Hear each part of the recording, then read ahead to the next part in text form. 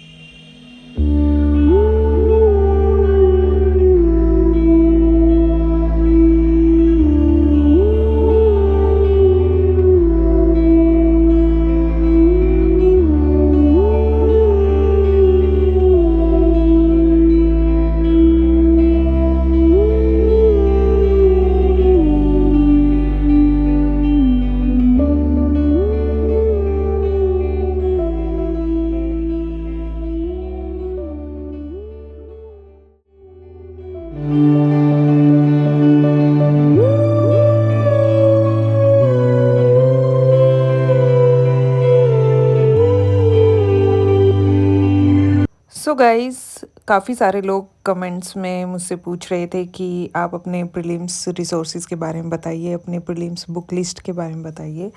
तो आज की वीडियो में मैं आपको अपनी सारी प्रीलिम्स बुक्स के बारे में आपको बताने वाली हूँ, अपने रिसोर्सेज के बारे में जो मैंने प्रीलिम्स के लिए रेफ़र किए थे। तो चलिए जल्दी से शुरू करते हैं। प्रीलिम्स के सिलेबस का सबसे पहला टॉपिक है current events of national and international importance. इसके लिए मैं न्यूज़पेपर फॉलो करती हूँ, इंडियन एक्सप्रेस, और आपने मुझे ये प्रीवियस वीडियोस में पढ़ते हुए भी देखा होगा। साथ ही मैं जो मंथली मैगजीन्स आती है, मंथली करंट अफेयर कंपाइलेशंस, उनको फॉलो करती हूँ क्विक रिवीजन के लिए। तो इन दोनों से ही करंट अफेयर अच्छे से कवर हो जाता है। न्यूज़पेपर पढ़ना ज़्यादा ज़रूरी है क्योंकि उसी से आपकी जो एक बेसिक अंडरस्टैंडिंग डेवलप होती है।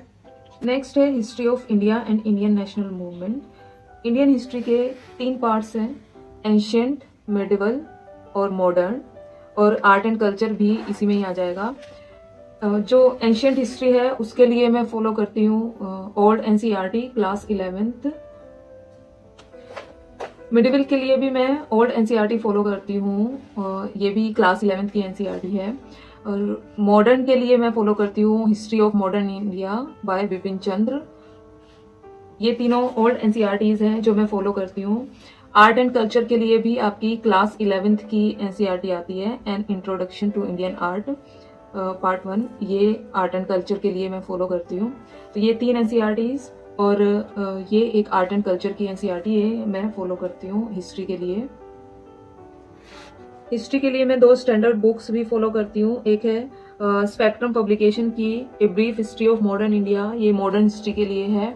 और आर्ट एंड कल्चर के लिए नितिन सिंघानिया, ये आप लोगों ने पढ़ते हुए भी देखा होगा मुझे मेरे ब्लॉग में। ये 2 स्टैंडर्ड बुक्स मैं हिस्ट्री के लिए फॉलो करती हूँ। नेक्स्ट है Indian and world geography. Geography के लिए मैं कोई स्टैंडर्ड बुक फॉलो नहीं करती, मैं सारी उसके लिए अभी सारी एनसीईआरटीज ही फॉलो करती हूँ। इसमें आपकी आती है 2 11th की एनसीईआरटीज। फर्स्ट है फंडामेंटल्स ऑफ फिजिकल ज्योग्राफी, दूसरी है इंडिया फिजिकल एनवायरनमेंट। ये 2 आपकी 11th की एनसीईआरटीज हैं। फिर इसमें आपकी 2 आएंगी 12th की एनसीईआरटीज ज्योग्राफी के लिए। एक है फंडामेंटल्स ऑफ ह्यूमन ज्योग्राफी और दूसरी है इंडिया पीपल एंड इकोनॉमी। तो ये आपकी 4 11th और 12th की ज्योग्राफी की एनसीईआरटीज है। ये मोस्ट इंपॉर्टेंट है, आपको 11th और 12th के ऊपर ही ज्यादा फोकस करना होता है। फिर उसके बाद मैंने ज्योग्राफी के लिए 6 से लेके 10th तक की एनसीईआरटीज भी पढ़ी है और साथ में मैं इनको भी पढ़ रही हूँ। बहुत लोग 6 से लेके 10th तक की फॉलो नहीं करते, लेकिन मुझे बेसिक्स अच्छे से अपना करना था, इसलिए मैंने ये भी फॉलो की है 6 से लेके 10th तक। और ये तो इंपॉर्टेंट है ही 11th और 12th की एनसीईआरटीज।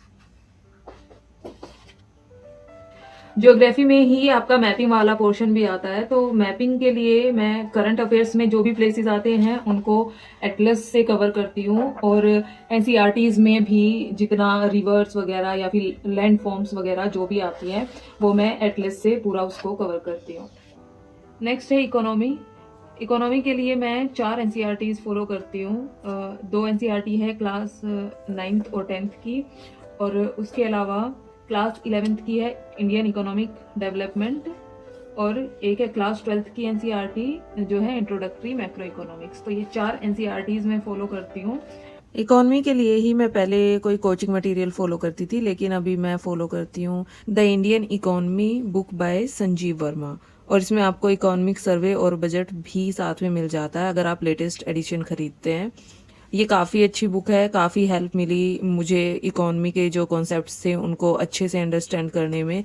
पूरी एक कंप्लीट बेसिक नॉलेज आपको यहाँ पर इससे मिल जाती है। नेक्स्ट है इंडियन पॉलिटी एंड गवर्नेंस। इसके लिए मैं 2 एनसीईआरटीज मैंने फॉलो की है। एक है क्लास 11th की पॉलिटिकल थ्योरी और एक है क्लास 11th की है next Indian constitution at work. ये दोनों एनसीईआरटीज ये फॉलो की है।